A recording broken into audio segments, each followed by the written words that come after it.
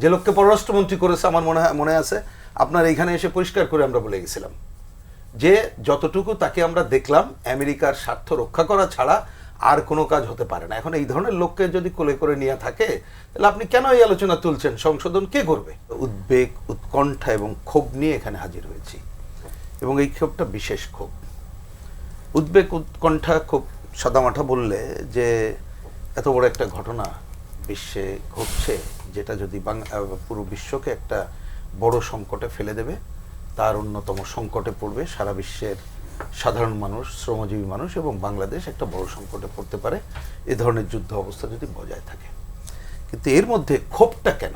আমার মনে হয় আপনি যে প্রশ্নটা শুরু করেছেন সেটাই।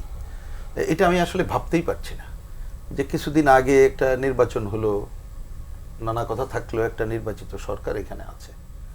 যে বিবৃতিটা গেল, এটা কি বাংলাদেশের বিবৃতি না অন্য কোনো জায়গার বিবৃতি? আপনি এই বিবৃতি পড়ে যে ইসরায়েল এবং আমেরিকা যে ভয়াবহ আক্রমণ করলো, একতরফা আক্রমণ, এবং ইরানের নেতৃত্ব নিয়ে নানা কথা থাকতে পারে, জনগণের উপরে ছেড়ে দিতে হবে, সেইখানে টার্গেট কিলিং, এবং শুধু ব্যক্তির কিলিং, তার পরিবার না, ওইখানে তার সামরিক প্রধান থেকে শুরু করে অন্যদের কিলিং করলো এবং সাবেক রাষ্ট্রপতিকেও পর্যন্ত এত বড় একটা ঘটনা ঘটলো। আপনি ওই বিবৃতিতে আদৌ এই ধরনের হত্যাকাণ্ডের কোনো খবর পাবেন? আপনি কি ওই বিবৃতি পড়লে বুঝবেন যে আমেরিকা এবং ইসরায়েল যৌথভাবে ইরানের প্রতি কোনো হামলা করেছে? পাবেন না। তাহলে বিষয়টা কি হলো? আমার তো ধিক্কার জানানোর ভাষাও আমার জানা নেই, এবং এই ধরনের ঘটনা ঘটতে পারে আমি ভাবিই না, ভাবতেই পারিনি। এটা আমাদের হয়তো বলতে পারেন যে আপনারা তো ভাই ক্ষমতায় টমে তো জান না, এগুলো বুঝবেন না। ক্ষমতা করতে গেলে ওই আমেরিকার কোলেই থাকতে হবে। যে লোককে পররাষ্ট্রমন্ত্রী করেছে আমার মনে আছে আপনার এইখানে এসে পরিষ্কার করে আমরা বলে গেছিলাম যে যতটুকু তাকে আমরা দেখলাম আমেরিকার স্বার্থ রক্ষা করা ছাড়া আর কোনো কাজ হতে পারে না। এখন এই ধরনের লোককে যদি কোলে করে নিয়ে থাকে তাহলে আপনি কেন এই আলোচনা তুলছেন? সংশোধন কে করবে?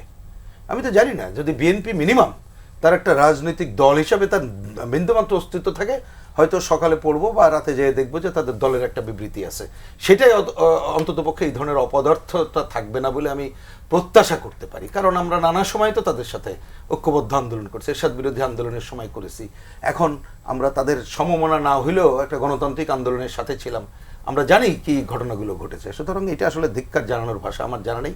কিন্তু মূল কথা যেটা আমি এই পর্বে শুধু এটুকু বলতে চাই, এত বড় ভয়াবহ ঘটনা, তাহলে আমাকে দেখতে হবে যে আমাদের বাংলাদেশ, হয়তো দেশের মানুষ মেলা কিছু করতে আমরা পারবো না, কিন্তু আমাদের সমস্ত জনগণের কণ্ঠ সোচ্চার হওয়া দরকার। শুধু সরকার না, আমি দেখলাম দুই একটা দল তারাও কিন্তু তারা নিন্দার সময় ইরানের এবং ভুল বললাম, মানে ইসরায়েল এবং আমেরিকার নামটা উচ্চারণ করে নাই। তো এটা জনগণকেও বুঝতে হবে, জনগণকে এর থেকে শিক্ষা নিতে হবে। সেটা না হয় তারা দেখেন জামাত ইসলামের বিবৃতি দেখেন, সেটা আমরা দেখলাম। আমি যতটুকু দেখেছি, সব দল এখনো দেখতে পারিনি, এই জন্য আমি কারণ সবটা দেখিনি, বলে দিলাম তো যেটা দেখলাম সেইখানেও কোনো নাম আমি অন্তত পক্ষে দেখিনি যতটুকু আছে। এটা কালকের পত্রিকায় বিস্তারিত দেখে বলতে পারবো, এই জন্য আমি বলছি।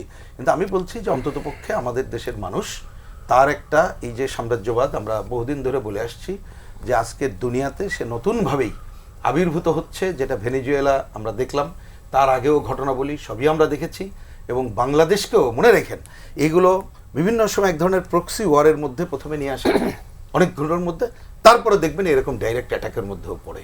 তো এই অঙ্ক আপনি আমাদের এই সাউথ এশিয়া, এটাও একটা বিপজ্জনক অবস্থানে আছি ভূ রাজনৈতিক কারণে, বাংলাদেশও এরকম একটা জায়গায় আছি।